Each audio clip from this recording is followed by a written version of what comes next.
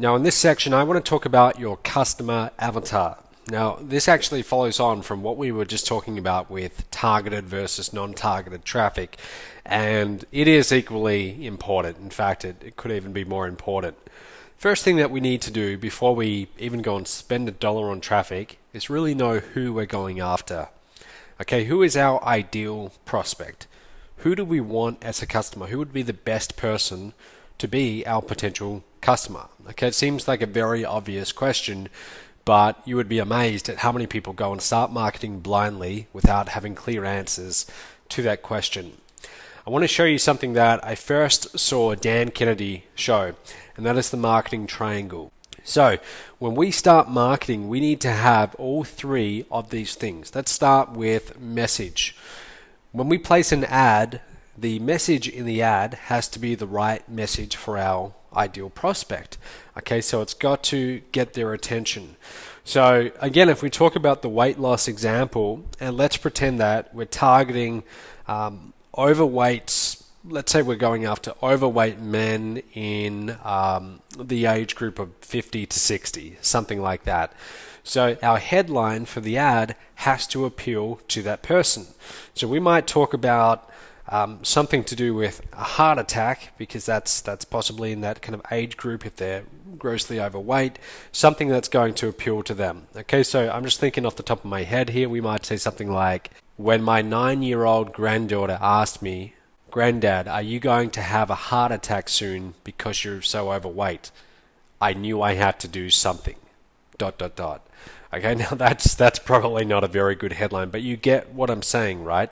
And I'm assuming that actually happened. Let's pretend that happened to one of my customers and that was real. But that headline, who's that going to stand out to? That's going to relate to our ideal prospect, which again would be males in that kind of age group, at risk of a heart attack because they've let their weight go. Okay, so that's going to be possibly the right message. But now we must reach that prospect. So what's the best way to reach them? For example, in Australia, we have a very popular magazine called The Woman's Weekly. Now, who do you think reads this magazine? Of course, ladies. It's mostly ladies, I would say 35 and up, maybe 40 and upwards. Now, are we going to reach overweight males through the Woman's Weekly? Probably not, okay, unless they're secretly reading it and we don't know about that. But that's going to be the wrong media, okay? So we might find a magazine that we know that males in that age group are reading. Okay, so that's an offline channel. Let's say we're marketing online. Let's say we're using Facebook. Well, with Facebook, we know that we could reach people, males in that age group, because we can get very specific with our targeting. But my point is, we have to have the right media. We can have the right message, but if we don't have the right media, in other words, if our audience doesn't consume that media, if they're not reading it, if they're not seeing it, they're not going to see the ad, and of course, we're not going to reach them. So we need to have those two things. But number three, and pretty much most importantly, is market. We have to be going after the right person. Okay, so again, if our age group was 50 to 60 overweight males, and we're marketing to females from 20 to 30, then we're not going to get sales. It's going to be very hard for us to make any sales because we've got the wrong market. Now, once you have all three of these things, then you have a very good chance of at least getting sales. If you're ever marketing, if you're ever out there placing ads and generating traffic and you're not getting sales, this is where you want to come back to. Okay, ask yourself the question, have I got the right market? Have I got the right message? Have I got the right media? So if I was marketing Mobe, let's say I was an affiliate for Mobe, and a lot of our products are for small business owners who need to learn how to more effectively market. If I wasn't getting any sales, I would ask myself, well, does my ad appeal to the right prospect? Am I using the right media? Okay, am I getting all the wrong people because they don't consume, because I'm using the wrong media? Have I picked the wrong prospect? In other words, have I picked the wrong market? Am I marketing to people who are more employee orientated? They don't want to be entrepreneurs. That would be the wrong market. So this is where we start. So let's talk about your market or your ideal customer avatar. This is the first step. Before you do anything else, this is what you need to do. We need to define who exactly is our ideal prospect. We need to really know them well. And we do this by creating an avatar. Okay? It's a representation of our ideal customer. It's like a mental picture that we have in our minds of who they are, their habits, frustrations. We really want to know that person, and we want to be very specific too. Okay, so first questions that you should start asking yourself: who is your best customer? Where do they live? Are they male, female? What's their name? Okay, really get a clear picture in your mind of who this person might be. What do they look like? What's the average age? What do they do for work, for a job? Do they have a job? What are some of their other identifying traits? We want to get very specific about this person. Once we know who it is, then when we go and start marketing, we can ask ourselves, are we going to be reaching my ideal customer avatar through this channel? So here's an example. This is just some notes I put together. Let's pretend that I was marketing to small business owners. In fact, struggling small business owners. So ideally, you want to know your market almost better than they know themselves. You really want to be able to describe what's going on in their minds.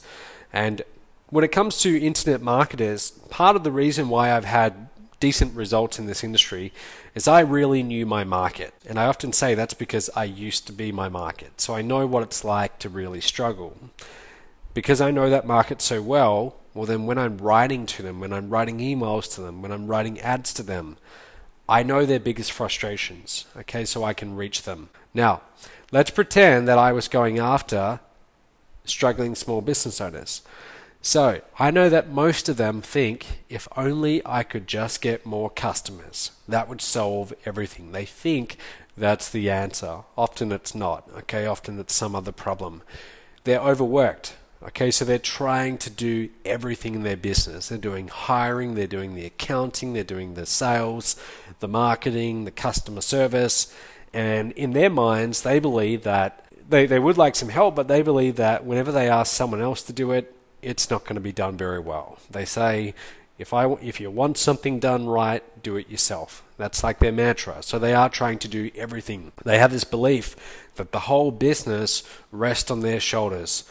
If they stopped working, if they didn't come into work tomorrow, the business would collapse. Okay, so there's a lot of ego tied up in the business. And often if they haven't set up systems, they're right. Okay, if they did stop working, it would go down pretty quickly. I know that their relationships are suffering. Okay, their relationships are suffering. They're spending a lot of time on this business, and their girlfriend, their boyfriend, their spouse is a little bit frustrated at them, or maybe a lot, very frustrated at them because they don't ever really get to see them.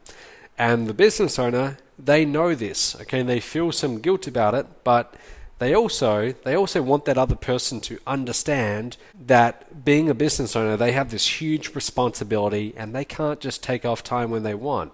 Okay, that's part of being a business owner. They look around at most people in general society, not like they're better than them, but with a little bit of disdain. Okay, they think to themselves, those people out there, they have no idea what actually goes into running a business. They might look at a government employee with, well, I'm not sure what the word is, but they would think that person who works for the government, many business owners think that person's got no idea. I'm paying them through my taxes. They've got no idea what it's like to run a business. Most small business owners, entrepreneurs, they don't like authority figures. They want to do everything their own way. That's part of the reason why they're entrepreneurs. They're often tired. Okay, throughout most of their days, they feel tired, lack of sleep, stressed, okay, because again, they've got a lot going on, so much to do, so little time, but at the end of the day, they do take enormous pride in their business. Now, my question to you, as I was just explaining who this person was, does it sound like I know who that person is very well? Of course, I do. Okay, I know this person. Why do I know this person? Because I've been through a lot of this myself. Okay, as I was building up my own businesses, I know what it's like for the typical small business owner and all the struggles they have. Now, a lot of these I've overcame as we've set up systems, but my point is, number one, it really helps if you've been at point A and you're selling how to get to point B, and ideally if you're at point B now. Okay, so if I'm marketing to a small business owner, I've overcome a lot of these challenges, but I've been through them at the same time. Okay, so I know who that person is, but I can also show them the light at the end of the tunnel. Now, the whole reason I'm telling you this, you want to sit down and start writing exactly who this person is that you're going after, and you want to be able to describe what's going on in their minds, what their biggest frustrations are, challenges are, just as I've done right here. So ideally, before you ever go and spend any time getting traffic or buying any ads, do this one step first, okay? It will pay huge dividends.